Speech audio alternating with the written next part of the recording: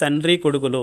ఒకనాడు లక్ష్మీ అమ్మవారు తన భర్త అయిన శ్రీ సత్యనారాయణ స్వామి వారితో అన్నది కదా, ఏమండి, ఇన్ని లక్షల మంది మిమ్మల్ని నిత్యము ఇన్ని కోరికలు కోరుకుంటారు కదా, మీరు పాపం వాళ్ళ కోరికలన్నీ తీర్చరేం? ఈ మాటకు స్వామివారు చిరునవ్వు నవ్వి, పిచ్చిదానా, ఆ కోరికలన్నీ తీర్చడం వల్ల వాళ్ళకి నిజంగా సుఖం ఉండదు. ఆ సంగతి తెలియక వారు రకరకాల కోరికలు కోరుకుంటారు. వారి క్షేమం కోరిన వాడిని కనుక వాటిని నేను తీర్చడం లేదు అన్నారు.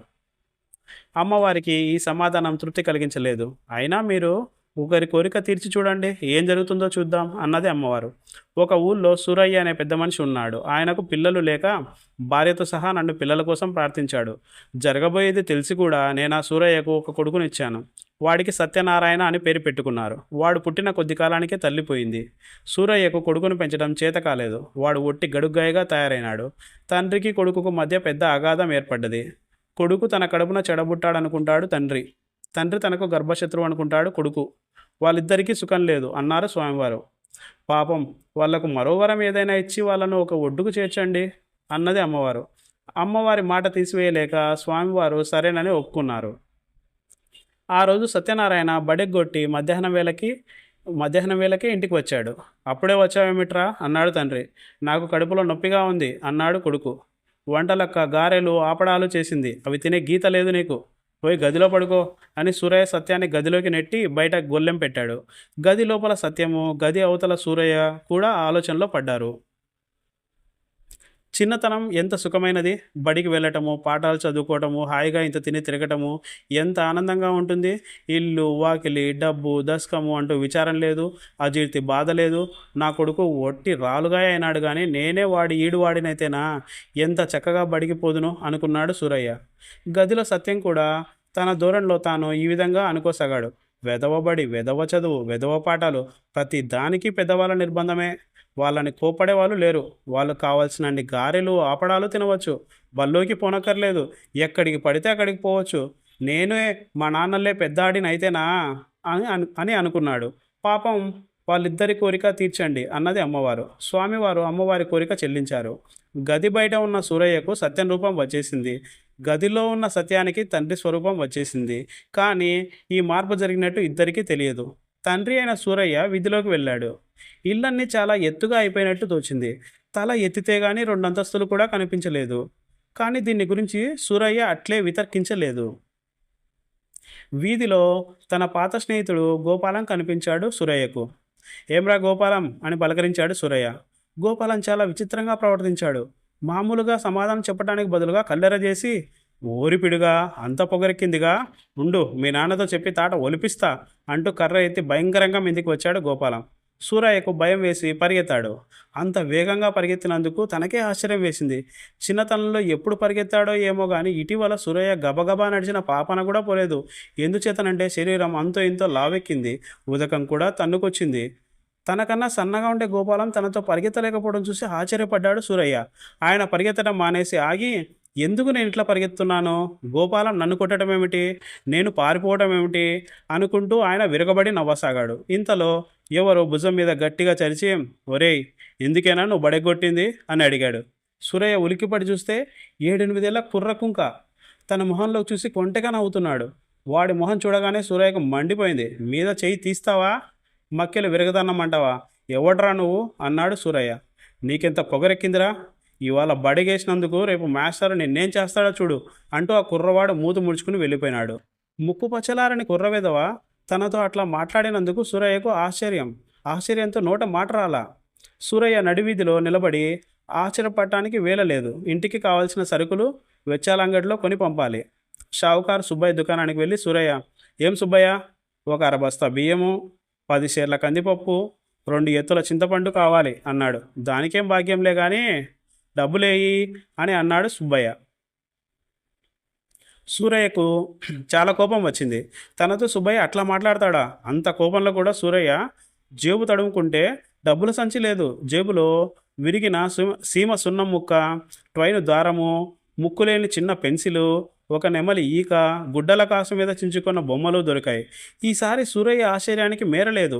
ఏదో మోసం జరిగినట్టు స్పష్టమైంది. ఎన్నడూ లేనిది విపరీతమైన ఆకలి కూడా వేస్తున్నది. హోటల్కు పోయి తిందామంటే కూడా దగ్గర కాని లేదు. హోటల్ దగ్గర నిలబడి లోపల ఉప్మాలు, కారబూందీ, రవ్వట్లు తినే వాళ్ళని చూశాడు. ఇంతలో ఆయన దృష్టి హోటల్ వాకిలికి పెట్టిన అద్దం తలుపు మీద పడింది. అందులో తన ప్రతిబింబం కనిపించింది. కానీ అది తన బొమ్మ కాదు, తన కొడుకుది. మొదట తన కళ్ళను తానే నమ్మలేకపోయినాడు. వంగి కాళ్ళకేసి చూసుకున్నాడు. కాళ్ళు చిన్నవిగా ఉన్నాయి. చెప్పులు లేవు. దోవతికి బదులు లాగు కనిపించింది. నెత్తి తడుముకున్నాడు. నున్నని బట్టతల ఉండవలసిన చోట మెత్తని జుట్టున్నది. మొహం తడుముకున్నాడు. మీసాలు లేవు. గడ్డ నున్నగా ఉంది. కళ్ళకు జోడు లేదు. కానీ దృష్టి చక్కగానే ఆనుతున్నది. ఇప్పటికి సూరయ్యకు తనలో జరిగిన మార్పు అర్థమైంది. తను తన కొడుకుగా మారితే తన కొడుకేమైనట్టు? ఈ ప్రశ్న కలగగానే ఆయనకు పట్టరాని భయం వేసింది. ఈ లోపుగా సత్యనారాయణ మాటేమిటి? తన తండ్రి బయటికి వెళ్ళిపోయి ఉంటాడని రూఢి చేసుకుని సత్యనారాయణ తలుపు కాళ్ళ చేతులా తన్నాడు. కానీ అవి ఎందుకో చాలా నొప్పి పుట్టాయి. ఇంతలో వంటలక్క వచ్చి తలుపు గొల్లెం తీసి, అదేమిటి బాబు, మిమ్మల్ని లోపల పెట్టి తలుపు వేసిందెవరు? ఆ సత్యం కుంక కాదు కదా అన్నది. నోరు మొయ్ అన్నాడు సత్యనారాయణ కోపంతో. ఎన్నడూ తనని పల్లెత్తు మాట అనని యజమాని నోరు మొయ్యమన్నందుకు వంటలక్క చాలా ఖేదపడింది. పైకి సూర్యనారాయణలాగా కనిపించేది సత్యనారాయణేనని ఆవిడకేం తెలుసు? సత్యనారాయణ చెంగున మెట్లెక్కి పైకి వెళ్ళటానికని బయలుదేరాడు. తన తండ్రి డబ్బులు ఎక్కడ పెడతాడో వాడికి తెలుసు. కానీ సత్యనారాయణకు చెంగున మెట్లెక్కడం సాధ్యం కాలేదు. ఒళ్ళంతా బరువెక్కినట్టుంది. కాళ్ళు లోడీలలాగా అయిపోయాయి. 2-3 మెట్లెక్కి మెట్ల మీద బోర్లా పడ్డాడు. కనత బొప్పి కట్టింది. మోకాలి మీద చర్మం కొట్టుకుపోయింది. ముక్కుతూ మూలుగుతూ మెట్లన్నీ ఎక్కేసరికి కాళ్ళు పీకసాగాయి. రొప్పి వచ్చింది. పోనీ ఆ గారెలు ఆవడాలు తినే బయటికి పోదాం, చాలా ఆయాసంగా ఉంది అనుకున్నాడు సత్యనారాయణ. వంటలక్కను కేకేసి పలహారం పట్టుకురమ్మన్నాడు. వంటలక్క పళ్ళెంలో గారెలు ఆవడాలు పట్టుకొచ్చి, ఇప్పుడే కదా తిన్నారు, ఇవి పిల్లవాడి కోసం ఉంచాను, మీరు మళ్ళీ తింటారా? కడుపు నొప్పి వస్తుందేమో అన్నది. ఏమిటి, నాకు నువ్వు పలహారం పెట్టావా? కడుపులో నొప్పి అని అబద్ధం ఆడాను. నా కోసం ఉంచినవి నాకు పెట్టడానికి ఏడుస్తావేం? పెట్టక్కడ అని సత్యనారాయణ గదమాయించాడు. వంటలక్క తన చెవులను తానే నమ్మలేకపోయింది. తన యజమానికి మతి చెడిందని అనుమానం వేసి నౌకర్ను పంపి వైద్యుడిని రమ్మని కబురు చేసింది. వైద్యుడు రావటం మేలే అయింది. ఎందుచేతనంటే ఆదరా బాదరా పలహారం తిని సత్యనారాయణ పక్క మీద పడి పొర్లిగింతలు పెడుతున్నాడు కడుపు నొప్పితో. వైద్యుడు కడుపు నొప్పికి మందిచ్చి రాత్రికి వేసుకోమని బేది మాత్రలు కూడా ఇచ్చి వెళ్ళిపోయాడు. వైద్యుడు తనను తమరు అని గౌరవంగా పిలవటం అంత బాధలో కూడా సత్యనారాయణకు ఆశ్చర్యం కలిగించింది. వైద్యుడు వెళ్ళినాక కొద్దిసేపటికి కడుపు నొప్పి కాస్త సర్దుకున్న తరువాత సత్యనారాయణ లేచి బల్ల సొరుగులో తాళాల చెవులు తీసుకుని డబ్బు కోసం బీరువా దగ్గరికి వెళ్ళి చూసి కొట్టినట్టు తుల్లిపడ్డాడు. ఎందుచేతనంటే బీరువా అద్దంలో తన తండ్రి ప్రతిబింబం కనబడింది. చచ్చాన్రా బాబు అనుకుని సత్యనారాయణ వెనక్కి తిరిగి చూశాడు. తండ్రి జాడ లేదు. మళ్ళీ అద్దంలోకి చూశాడు. అద్దంలో తండ్రి ఆకారం మళ్ళీ కనిపించింది. బట్టతల, మీసాలు, సులోచనాలు కనిపించాయి. తన మొహం తడుముకున్నాడు. తన మొహానే మీసాలు కళ్ళజోడు తగిలాయి. సత్యనారాయణకు తల తిరిగినట్టు అయిపోయింది. తను ఎట్లాగో తన తండ్రి అయిపోయినాడు. ఈ సంగతి తెలియగానే మొదట దిగులు వేసింది. కానీ మళ్ళీ సంతోషం కూడా కలిగింది. ఇక తను బడికి పోనక్కర్లేదు, దెబ్బలు తినక్కర్లేదు. ఏది పడితే అది తినవచ్చు, ఎక్కడికి పడితే అక్కడికి పోవచ్చు. ఇక డబ్బంతా తనదే. సంతోషంతో ఒక్క గెంతు వేయబోయి కుప్పను కూలబడ్డాడు సత్యనారాయణ. ఇప్పుడు వాడికి మరో ఆలోచన కలిగింది. తను తన తండ్రిగా మారిపోతే తన తండ్రి ఏమైపోయినట్టు? ఈ ప్రశ్నకు సమాధానం వల్లే మెట్ల మీద అడుగుల చప్పుడు వినబడింది. 8 ఏళ్ల బొట్టికాయ ఒకడు మెట్లెక్కి వస్తున్నాడు. తీరా చూస్తే ఆ మెట్లెక్కి వస్తున్నది తనే. తన తండ్రికి తన స్వరూపం వచ్చిందని సత్యనారాయణ గ్రహించాడు. తండ్రికి మంచి పాఠం నేర్పుదామనుకున్నాడు. బీరువా తాళాల చెవులు జేబులో దాచేశాడు. సూరయ్య పైకి వచ్చి తన ప్రతిబింబంలాగా నిలబడి ఉన్న కొడుకును చూసి నవ్వసాగాడు. సత్యనారాయణకు నవ్వు రాలేదు, భయం వేసింది. మనం ఇట్లా ఎందుకైనామో నీకేమైనా తెలుసునా అన్నాడు సూరయ్య. సత్యనారాయణ మొహం చిట్లిస్తూ నాకు తెలీదు అన్నాడు. పెద్ద చిక్కే వచ్చిపడింది. నువ్వే నేనని, నేనే నువ్వని మనం ప్రపంచాన్ని నమ్మించటం చాలా ఇబ్బంది అయ్యేటట్టున్నది. నేను బోలెడని వ్యవహారాలు నడపాలి, డబ్బు వసూలు చేస్తూ ఉండాలి. నాకు చేతి నిండా పనులున్నాయి, ఊరి నిండా స్నేహితులున్నారు. ఈ పనులన్నీ ఈ అవతారంతో ఎట్లా చేయను? అందరి దగ్గరికి ఎట్లా వెళ్ళను? ఒకవేళ కష్టపడి నేను ఫలానా అని అందరికీ రుజువు చేసుకున్నా వాళ్ళు నన్ను మామూలుగా చూడరే, ఎట్లా అన్నాడు తండ్రి. కొడుకు మొహం చిట్లించి ఏమో నాకు తెలియదు అన్నాడు. అన్నట్టు నీ చదువు మాట ఏమిటి అన్నాడు సూరయ్య. చదువా? ఈ శరీరంతో వల్లి నన్ను బల్లో కూర్చోమన్నావా? బాగుంది అన్నాడు సత్యం. ఎట్లా ఏడుస్తుందిరా మరి? నువ్వు బళ్ళోకి వెళతావో మానుతావో, చదువుకోకపోతే నీ కర్మాన నువ్వే పోతావు. నా వ్యవహారాలు నేను చూసుకోక తప్పదు అంటూ సూరయ్య దేనికోసమో డ్రాయర్ సొరుగులో వెతకసాగాడు.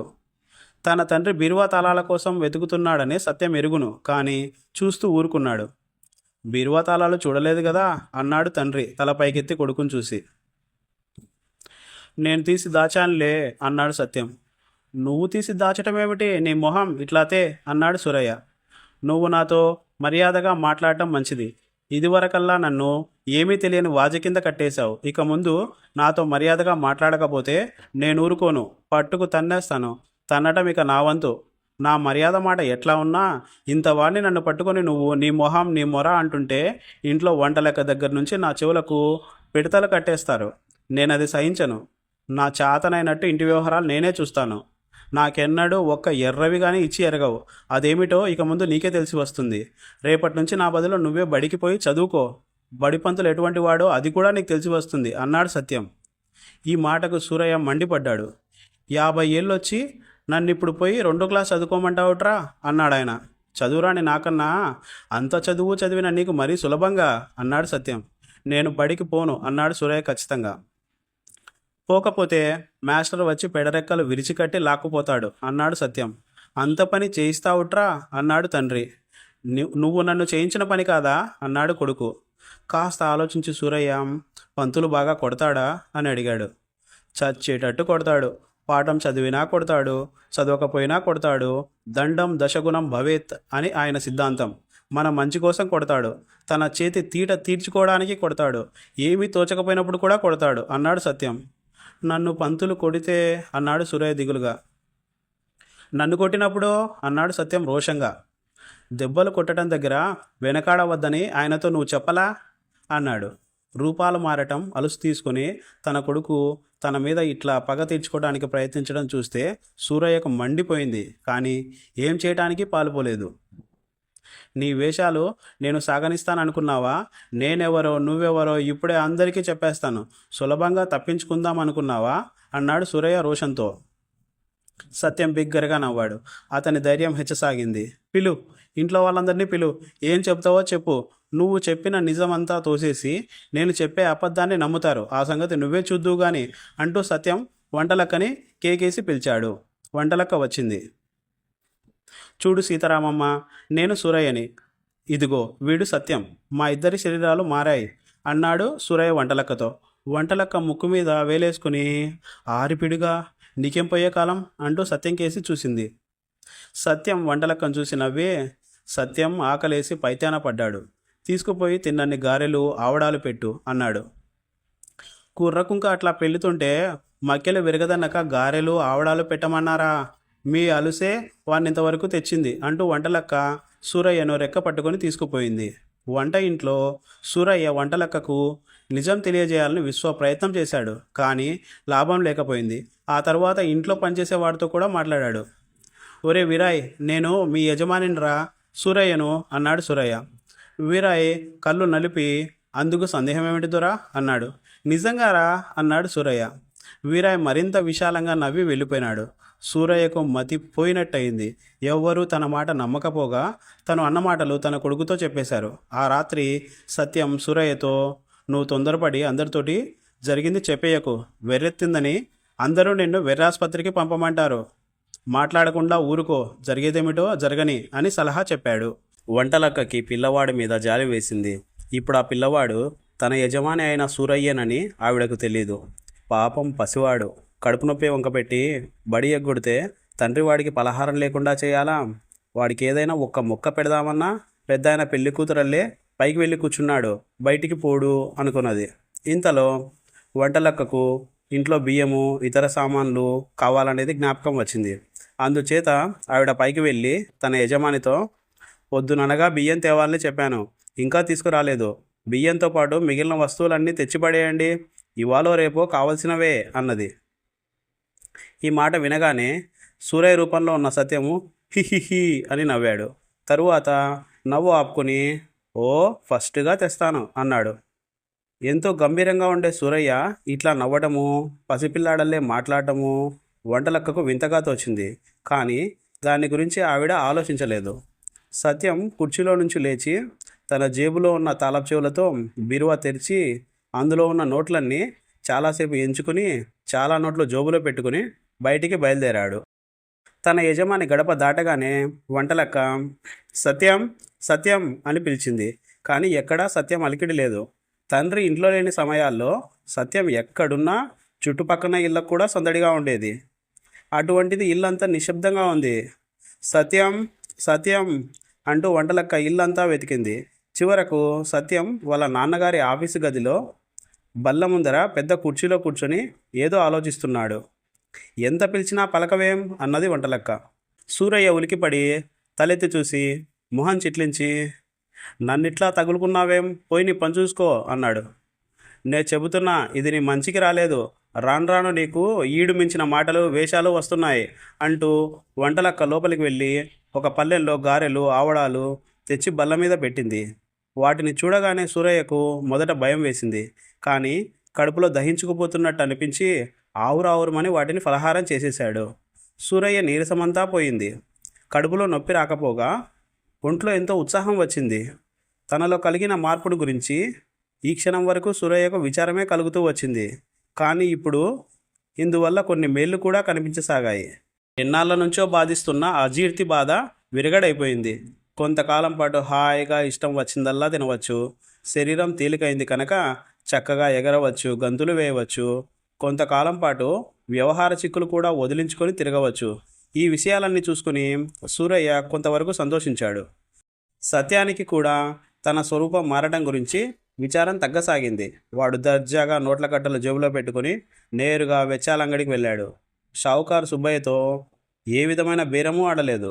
వంటలక్క చెప్పిన సరుకులన్నీ కూలివాడి నెత్తిన ఎత్తించుకున్నాడు. సుబ్బయ్య చెప్పినంత డబ్బు ఇచ్చేశాడు.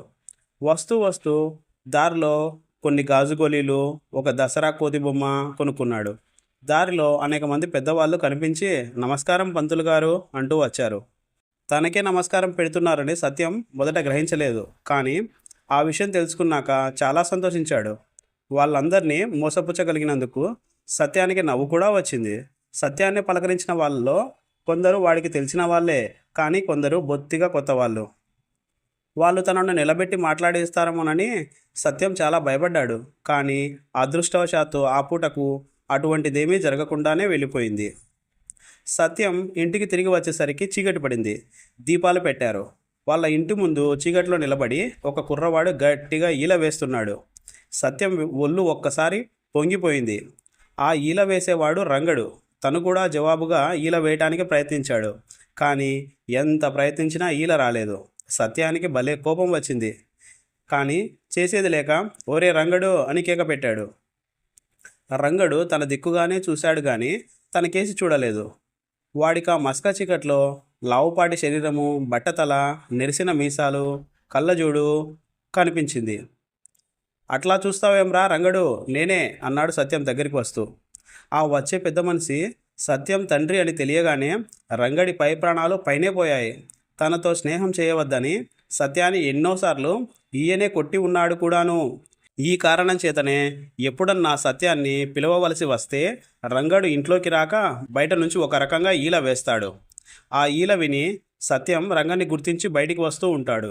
ఇప్పుడు ఆ రహస్యం కూడా సూరయ్య గారికి తెలిసిపోయిందనుకున్నాడు. రంగడు చీకట్లో పడి దౌడు తీశాడు. ఎందుకురా పారిపోతావు, నేనేరా వెధవా అంటూ సత్యం కేక పెట్టసాగాడు. కానీ రంగడు వినిపించుకోకుండా పారిపోయినాడు.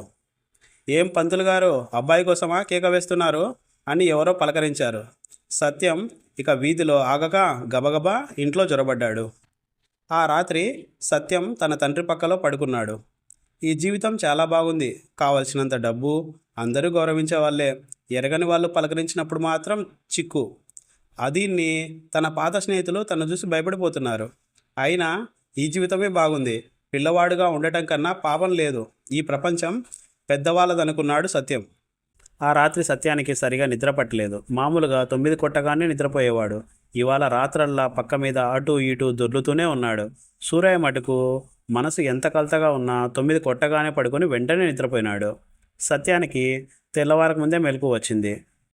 పక్క మీద నుంచి లేచి తోచని వాడల్లే ఇల్లంతా తిరిగాడు. గదిలోకి వెళ్ళి అద్దంలో తన బట్టతల మీసాలు చూసుకున్నాడు. కళ్ళజోడు పెట్టుకుంటే గాని అదైనా సరిగా కనిపించలేదు. సూర్యోదయమై గంట అయినప్పటికీ సూరయ్య లేవలేదు. ఇంతలో బడి నుంచి ఒక కుర్రవాడు వచ్చాడు. వాడు సత్యాన్ని ఎరిగినవాడే అయినా గుర్తించక, ఏమండి, మీ సత్యాన్ని పంతులవారు పిలుచుకురమ్మన్నారు అని చెప్పాడు. సూరయ్య లేచాడు. అలవాటు ప్రకారం వంటలక్కని కేక పెట్టాడు. కానీ వంటలక్క కేక విని కూడా పలకలేదు. ఇంతలో తన కొడుకు ఈడు కుర్రవాడు లోపలికి వచ్చి, ఒరే, నిన్ను మేస్తారు పిలుచుకురమ్మన్నారు అని చెప్పాడు. సూరయ్యకు కోపము ఏడుపు కూడా వచ్చాయి. ఛీ, ఎవడ్రా నువ్వు, ఓ అవతలికి, నీ పంతుల్ని ఎట్లా రమ్మను అన్నాడు సూరయ్య. కానీ సూరయ్య బడికి వెళ్ళక తప్పలేదు. బడి నుంచి వచ్చిన కుర్రవాడు గట్టివాడు. వాడంటే పిల్లలందరికీ హడలే. ఎవరు బడికి రాకపోయినా మేస్టారు వాడిని పంపిస్తారు. సూరయ్య వాడికి చిక్కి తప్పించుకోలేకపోయాడు. సూరయ్యను చూడగానే మేస్టారు బెత్తం తీసుకుని 2 చేతుల మీద 4 దెబ్బలు కొట్టి గోడ కుర్చీ వేయించి, మీ తండ్రి గారు ఎంత పెద్ద మనిషి, ఆయనకు నీ వంటి దౌర్భాగ్యుడు పుట్టడం చాలా ఆశ్చర్యంగా ఉంది. నీ ఆటలు రోజు మితిమీరిపోతున్నాయి. ఇక నేను చూస్తూ ఊరుకునేది లేదు. బండకోయ తగిలిస్తాను ఏమనుకున్నావో అని మందలించాడు. సూరయ్యకు కళ్ళనీళ్లు బుటబుటా కారాయి. ఇంత అవమానం పొందటం కన్నా చనిపోవడం మేలనిపించింది. ఆ పంతుల్ని, ఆయన చదువు చెప్పే పద్ధతిని, అక్కడి పిల్లల్ని చూస్తే సూరయ్యకు ఆశ్చర్యము, కోపం కూడా వచ్చింది. ఇదేం పంతులు, ఇదేం చదువు, పాపం సత్యం ఇటువంటి అర్థం లేని చదువు చదువుతున్నాడా అనుకున్నాడు. కాసేపు పిల్లలంతా ఎకాలు వల్లె వేశారు. ఆ తర్వాత నెలల పేర్లు, తిథుల పేర్లు వల్లె వేశారు. అంతా కలిసి అరుస్తుంటే కాకి గోల. ఆ తర్వాత పిల్లల్ని అల్లరి చేయవద్దని చెప్పి పంతులు గోడకు చెరిగిలబడి నోట్లోకి ఈగ వెళ్ళింది కూడా తెలియకుండా గురకపెట్టి నిద్రపోయినాడు. పిల్లలు అల్లరి ప్రారంభించారు. పిల్లలంతా సూరయ్య చుట్టూ మూగారు. అందరూ తనని సత్యం అని పిలిచేవాళ్లే. కానీ ఒక్కరి పేరు తనకు తెలియదు, ఒక్కరి మొహము తను ఎరగడు. ఆ సంగతి పిల్లలకేం తెలుస్తుంది? సత్యం పొగరు బట్టి తమతో మాట్లాడటం లేదనుకున్నారు. సూరయ్యను ఏడిపించటం మొదలుపెట్టారు. ఒకడు చెవి గిల్లాడు, మరొకడు తొడభాషం పెట్టాడు. ఈ కుర్రవెదవలు తనను ఇంత చులకన చేస్తున్నారని రోషము, ఏమి చేయడానికి లేకపోవడం వల్ల దుఃఖము సూరయ్యను బాధించాయి. ఆఖరుకు భరించలేక ఒక్క పొలికేక పెట్టాడు సూరయ్య. అతను అంత పని చేస్తాడని పిల్లలెవరూ అనుకోలేదు. పంతులు లేస్తాడని వాళ్ళకు తెలుసు. అందుచేత చప్పున ఎవరి దారిన వాళ్ళు ఏమి ఎరగనట్టు కూర్చున్నారు. పంతులు లేవనే లేచాడు. లేస్తూనే బెత్తం తీసుకుని సూరయ్యను బాధసాగాడు. సూరయ్యకు మతి పోయినట్టయింది. నీ తాడు తెగ, నీ చదువు సట్టబండలు గాను, ఎందుకైనా నేను ఇంత డబ్బిచ్చింది, ఉండు నేనేం చేస్తానో, మాటి మాటికి బెత్తం తీసుకుని పిల్లల్ని చావగొడతావుట్రా, నీ చేతులు పడిపోను అని సూరయ్య పంతుల్ని తిట్టసాగాడు. మిగిలిన పిల్లలంతా గట్టిగా నవ్వసాగారు. పంతులు ఒక క్షణం పాటు నిర్ఘాంతపోయినాడు. ఏమనుకున్నాడో ఏమిటో సూరయ్యను వెళ్ళి గోడ కుర్చీ వేయమన్నాడు. సూరయ్యకి క్షణక్షణానికి పరాభవం కాస్త జాస్తి అవుతున్నది, కానీ తగ్గడం లేదు. పంతులు సూరయ్యని పరీక్ష ప్రారంభించాడు. పంతులు వేసిన ప్రశ్నలు కొన్ని సూరయ్య సులభంగానే చెప్పాడు, కానీ మరికొన్నిటికి చెప్పలేకపోయినాడు. పుస్తకం చదివితే కానీ తెలియని విషయాలకు సూరయ్య ఎట్లా సమాధానం చెబుతాడు? గోడ కుర్చీ వేయటం సూరయ్యకు దుర్భరమైంది. పిల్లలందరూ వేలాకోలం ప్రారంభించారు. గోడ కుర్చీ వేసి సూరయ్య అలసైపోయినాడు. పంతులు వాళ్ళనేమీ అనలేదు. పంతులు లెక్కలిచ్చాడు. పంతులు లెక్క చెప్పడం ఇంకా పూర్తి కాక మునిపే సూరయ్య సమాధానాలు చెప్పసాగాడు. పంతులకు ఆశ్చర్యం వేసింది. సత్యం లెక్కల్లో మొద్దు. అటువంటి వాడు తడుముకోకుండా నోటి సమాధానాలు చెప్పటం పంతులకు ఆశ్చర్యంగా ఉండదు? దొంగ వెధవ, ఇంతకాలము నీకు లెక్కలు బాగా వచ్చి ఉండి కూడా నా దగ్గర మొండితనం చేసి రానట్టు నటిస్తున్నావా అని పంతులు సూరయ్యని 2 వేశాడు. ఎప్పుడు మధ్యాహ్నం అవుతుందా, ఎప్పుడు పంతులు బడి విడిచిపెట్టి ఇంటికి పోతాడా అని సూరయ్య ఎదురు చూడసాగాడు. ఎట్లాగైతేనేం పంతులు గారు బడి చాలించాడు. మామూలు పిల్లవాడైతే బడి వదిలిన మరుక్షణం తిన్న దెబ్బలు చివాట్లు మర్చిపోతాడు. కానీ సూరయ్య ఇన్నేళ్ళు వచ్చినాక జరిగిన ఈ పరాభవం ఎట్లా మరుస్తాడు? అందరు పిల్లలు ఇళ్లకు బయలుదేరారు. కొందరు పరిగెత్తారు, కొందరు ఒయ్యారపు నడకలు నడుచుకుంటూ చీకు చింత లేకుండా బయలుదేరారు. సూరయ్య తప్ప అందరూ ఉత్సాహంగానే ఉన్నారు. అందులో కొందరు సూరయ్య చుట్టూ చేరి, ఏమ్రా సత్యం, ఏం జరిగిందో చెప్పవు, నువ్వు బొత్తిగా కొత్త మనిషిలే ఉంటున్నావే అని గుచ్చి అడిగారు. సూరయ్య విసుక్కుని, నేను కొత్త మనిషినే, అసలు నా పేరు సత్యం కాదు, నన్ను పలకరించకండి అన్నాడు. ఇంటికి పోయి ఏం చేయాలి? ఇంట్లో సత్యం ఏం చేస్తున్నాడో వాడి రహస్యం ఈపాటికి అందరూ కనుక్కొని ఉంటారనుకున్నాడు సూరయ్య. ఈ ఆలోచనతో జారిపోయిన ఆశ మళ్ళీ తిరిగి రాసాగింది. తను సూరయ్య అంటే నమ్మరు నిజమే, కానీ సత్యాన్ని చూసి తనే అని మటుకు ఎవరు నమ్ముతారు? తన స్నేహితులు ఎందరో వస్తారు, వ్యవహారాలు మాట్లాడతారు. అవన్నీ సత్యానికేం తెలుసు? అందుచేత సత్యం గుట్టు ఈపాటికి బయటపడి ఉంటుంది. సత్యం గుట్టు బయటపడితే తన విషయం సులభంగా రుజువు అవుతుంది. ఈ ఆశతో సూరయ్య ఇంటికి బయలుదేరాడు. కడుపులో కూడా మాడిపోతున్నది. ఆయన కోసం వంటలక్క కూడా కనిపెట్టుకుని ఉంది. రా నాయనా, ఎప్పుడో పొద్దున తిన్న అన్నం అంటూ వంటలక్క సూరయ్యను కూర్చోబెట్టి బాగా మేపింది. ఆయన అన్నం తింటుండగా పంతులు బాగా కొట్టాడా అని అడిగింది. సూరయ్య మొహం ఎర్రబడింది సిగ్గుతో. నా కోసం ఎవరైనా వచ్చారా అన్నాడు సూరయ్య మాట మార్చడానికి. నీకోసం ఎవరు వస్తారు నాయనా అన్నది వంటలక్క. సత్యం విషయం వంటలక్కను అడగాలనుకున్నాడు, కానీ ఎట్లా అడగాలో తెలియలేదు. అదృష్టవశాత్తు వంటలక్కే చెప్పింది. మీ నాన్నగారి కోసం చాలామంది వచ్చారు, కానీ ఆయనకు ఒంట్లో బాగున్నట్టు లేదు. ఒకరిద్దరిని చూసి మరెవరిని చూడననిపోయి గదిలో ముసుగు తన్ని పడుకున్నాడు అని చెప్పింది వంటలక్క. ఎవరెవరు వచ్చారు అని అడిగాడు సూరయ్య. వంటలక్క 2-3 పేర్లు చెప్పింది. సూరయ్య ఆదుర్ద జాస్తి అయింది. గబగబా తిండి పూర్తి చేసి తన గదికి వెళ్ళి తలుపు తట్టాడు. ఎన్నిసార్లు తలుపు తట్టినా జవాబు లేదు. సత్యం, సత్యం అని పిలిచాడు. నువ్వా అన్నాడు సత్యం. తలుపు తీయి, మాట్లాడాలి అన్నాడు సూరయ్య. నేనిప్పుడు నిద్రపోతున్నాను, రాత్రికి మాట్లాడదాం అన్నాడు సత్యం. సూరయ్య పెద్దగా తలుపు తీయమని అరిచాడు, కానీ నౌకరు వచ్చి సూరయ్యను రెక్క పట్టుకుని కిందికి లాక్కొచ్చాడు. నీ సంగతేమీ బాగాలేదు, అల్లరి చేస్తే మీ నాన్నగారు మక్కెలు విరగ్గొడతారు అని హెచ్చరించి నౌకరు వెళ్ళిపోయాడు. సూరయ్యకు ఇంకో ఉపాయం తట్టింది. తనకు వ్యవహారాలున్న వాళ్ళందరికీ ఉత్తరాలు రాద్దామనుకున్నాడు, కానీ తన దస్తూరి చూస్తే ఎరిగిన వాళ్ళు గుర్తించేట్టుగా లేదు. సూరయ్య దీర్ఘమైన ఆలోచనలో పడ్డాడు. ఎటు చూసినా తప్పించుకునే మార్గం లేదు. మళ్ళీ కాసేపటికి బడికి పోవాలి. సూరయ్య తన సొంత విషయమే ఆలోచిస్తాడా, ఇంటి వ్యవహారాలే ఆలోచిస్తాడా? సత్యం రహస్యం బయటపడే వరకు తన సంగతి ఎవరూ పట్టించుకోరు. అంతదాకా తను ఎక్కడికైనా పారిపోతే చాలా చిక్కులు వదిలిపోతాయనిపించింది. ఈ సంగతి సత్యానికి తెలిస్తే పోనివ్వడు. డబ్బు దొరికే ఉపాయం లేదు. డబ్బు లేకుండానే పోదామనుకున్నాడు సూరయ్య. వంటలక్క కానీ ఇంట్లో నౌకరు కానీ చూడకుండా ఇంట్లో నుంచి బయటపడి స్టేషన్ కేసి నడిచాడు. మధ్యాహ్నం 2:30కు ఒక బండి ఉంది. అది ఎక్కిపోవచ్చు. ఎక్కడికి పోవాలి, ఏం చేయాలనేది సూరయ్య ఆలోచించలేదు. పగలల్లా సత్యం గదిలో కూర్చుని తలుపు బిడాయించుకున్నాడు. ఎవరో బదులు కావాలని వచ్చారు. వాళ్ళెవరో కూడా తెలియకుండా వంటలక్క చేతికి 10 రూపాయలు ఇచ్చి వాళ్ళకి ఇస్తున్నాడు. మరెవరో వచ్చి తమకు సూరయ్య 20 రూపాయలు బాకీ ఉన్నాడని చెప్పారు. ఆ డబ్బు కూడా ఇచ్చి పంపాడు. ఇంకెవరో చిన్న వ్యవహారం మాట్లాడాలని వచ్చారు. సత్యం బయటికి రాలేదు. ఇదంతా సత్యానికి ఇరకాటంగానే ఉంది. కానీ ఇంతకన్నా అతనికి భయం వేసిందేమంటే వంటలక్కకి, ఇంట్లో నౌకర్లకి తనని గురించి అనుమానం కలగసాగింది. వంటలక్క తనకేసి అదో మోస్తరుగా చూస్తోంది.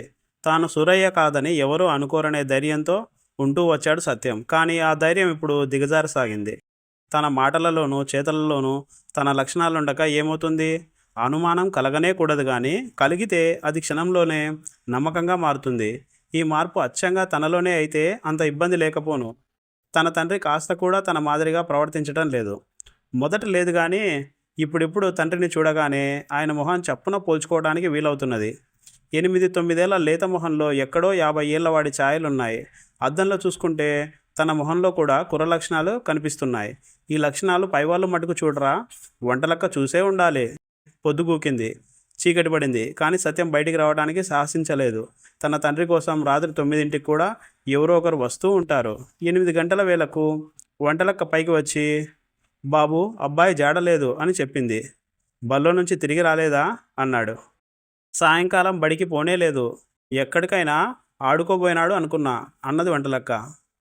అదేమిటి, కోప్పడి బడికి పంపకపోయినావా అన్నాడు సత్యం. ఇప్పుడు అబ్బాయిని కోప్పడేట్టుగా లేదు. వెనకటి అబ్బాయి కాదు. మిమ్మల్ని కోప్పడమన్నా కోప్పడతాను, కానీ అబ్బాయి కేసి చూడటానికే భయంగా ఉంది అన్నది వంటలక్క. సత్యం అనుకున్నంత అవుతోంది. ఇక నిజం ఎంతో కాలం దాగదు. ఏమైనాడో అన్నాడు సత్యం. తన తండ్రి ఏదో ఉపాయం చేసి ప్రపంచానికి నిజం చెప్పేస్తాడని భయపడుతూ సత్యం ఈ మాట అన్నాడు. అబ్బాయికి వచ్చిన భయమేమీ లేదు. మీరు వచ్చి భోంచేయండి అన్నది వంటలక్క. నేనిప్పుడు రాను, ఇంకాస్త ఆగి తింటా అన్నాడు సత్యం. ఇంకా నయం, అన్నం తిన్న తర్వాత 2 గంటలన్నా మెలుకొని ఉండాలని వైద్యుడు చెప్పలా? పెందలాడే 2 మెతుకులు తినండి, అసలే జబ్బు ఒళ్ళు అని వంటలక్క వెళ్ళిపోయింది. సత్యం మారు మాట లేకుండా వెళ్ళి భోంచేశాడు. భోజనం చేసి చెయ్యి కడుక్కొని హాల్లోకి వస్తుండగా, ఏం రోయ్ సూరయ్య అంటూ ఒక పెద్ద మనిషి వచ్చాడు. ఆయన్ని చూడగానే సత్యం పైప్రాణాలు పైనే పోయాయి. ఎందుచేతనంటే ఆ వచ్చిన ఆయన ప్లీడరు, తన తండ్రికి బాల్య స్నేహితుడు. తండ్రి కోర్టు వ్యవహారాలన్నీ చూస్తూ ఉంటాడు. తరచూ రాడు, కానీ వచ్చినప్పుడల్లా ఎవరికీ అర్థం కాని విషయాలు మాట్లాడిపోతూ ఉంటాడు. తన తండ్రి ఏ పని ఉన్నా మానుకుని ఈయనతో మాట్లాడతాడు. పరంధామయ్య గారు స్వతంత్రంగా సత్యం వెంట పైకి వచ్చాడు. కుర్చీలో కూర్చొని ఏమిటేమిటో మాట్లాడాడు. అంతా కోర్టు వ్యవహారమే. సత్యానికి ఒకటే అర్థమైంది, రేపు కోర్టు వాయిదా. సూరయ్య సాక్ష్యము, అతి ముఖ్యమైన సాక్ష్యం. ఏ ప్రశ్నలకు ఏ సమాధానాలు ఇవ్వాలో పరంధామయ్య చాలాసేపు చెప్పాడు. ఒక్కటి సత్యం బుర్రలో ఎక్కలేదు. రేపు తాను కోర్టుకు ఎట్లా వెళ్ళటమా, వెళ్లకుండా ఎట్లా తప్పించుకోవటమా అని ఆలోచిస్తున్నాడు. 10 గంటల దాకా కూర్చొని పరంధామయ్య వెళ్ళిపోయినాడు. కానీ ఎంతకీ సత్యానికి నిద్ర పట్టలేదు. తన తండ్రి ఏమైనట్టు, రేపు తన సంగతి ఏమయ్యేట్టు, ఇదే అతని ఆలోచన. అకస్మాత్తుగా సత్యానికి తండ్రి మీద గౌరవం కలిగింది. ఈ ప్రపంచం తన తండ్రిది, తనది కానే కాదు. ఈ విషయం తాను విచారించడం అనవసరం. తన తండ్రిని ఎన్నడూ సరిగా అర్థం చేసుకోక అన్యాయం చేశాడు. తండ్రి తనకి ఏం అపకారం చేశాడు? చదువుకోమన్నాడు, భయభక్తులతో ఉండమన్నాడు. తన తండ్రి భయభక్తులతో చదువుకోబట్టే కదా తాను చేయలేని వ్యవహారాలన్నీ చేస్తున్నాడు. భగవంతుడి దయ వల్ల తను మళ్ళీ చిన్నవాడైతే ఎన్నటికీ తన జీవితం గురించి విచారించకూడదనుకున్నాడు సత్యం. ఇదే సమయంలో ఇంటి మెట్ల మీద సూరయ్య కూర్చుని ఉన్నాడు చీకట్లో. జరిగిందేమిటంటే, సూరయ్య 2:30 గంటల బండి ఎక్కాడు. 2-3 స్టేషన్లు దాటగానే టికెట్ కలెక్టర్ ఒకడు వచ్చి ఆయన టికెట్ అడిగాడు. నిజంగా పసివాడైతే అంత బికమొహం పెట్టకపోను, కానీ అన్నీ తెలిసినవాడు గనక టికెట్ కలెక్టర్ను చూడగానే సూరయ్య తప్పు చేసిన మొహం పెట్టాడు. సూరయ్య జేబులో దమిడి లేదు. సూరయ్య చెంపలు రెండూ వాయించి రైలు నుంచి దింపేశాడు టికెట్ కలెక్టరు. చేసేది లేక సూరయ్య కాలేడ్చుకుంటూ 16 మైళ్ళ దూరం నడిచి తిండికి మాడుతూ దుమ్ము కొట్టుకొని రాత్రి 11ంటికి ఇల్లు చేరుకున్నాడు. తలుపు తట్టి పిలిస్తే అందరూ తలో ప్రశ్న అడుగుతారు.